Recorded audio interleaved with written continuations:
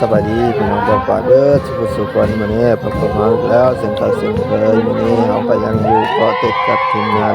บุญบังไฟที่บ้านตรงในพี่น้องคลิปนี้ก็จะคลิปก่อนพี่น้องนี้กำลังตอนนี้กำลังคืนเกี่ยวแห่เบ้งพี่น้องอ้อมพรามมีหลายผู้หลายคนพี่น้องที่ว่ามาร่วมในงานบุญครั้งนี้เนาะมาทางบ้านใกล้และบ้านไกลพี่น้องบ้านข้างบ้านเคียงพี่น้องเตรียมตัวเข้ามาตอนนี้เขาเจ้ากำลังแห่เบ้งพี่น้องมีทางผู้แสดผู้สาวเจอว่า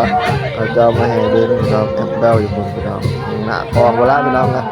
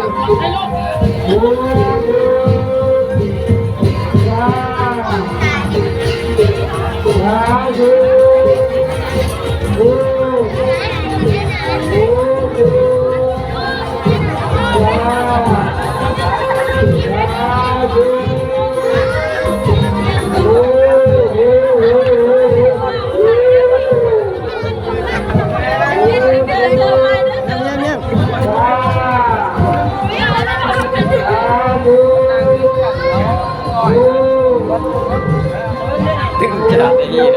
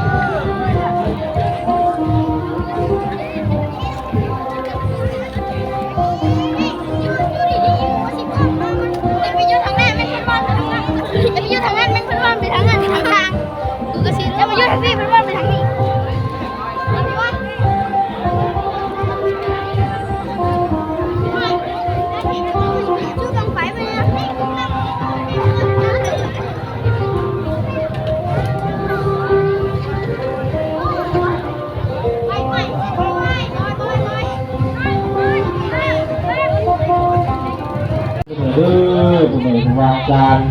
ถึงมาถูกในขณะนอกถึงมาทางสลายทำอยู่ในขณะเด้อถึงมาหอยเวลาหน้าที่แล้วผู้ใหญ่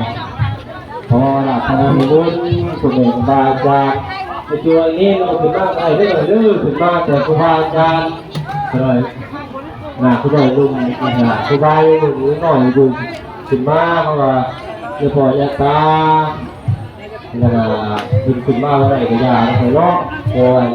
ให้เป็นระบบประทานมาเป็นระบบประทานเลย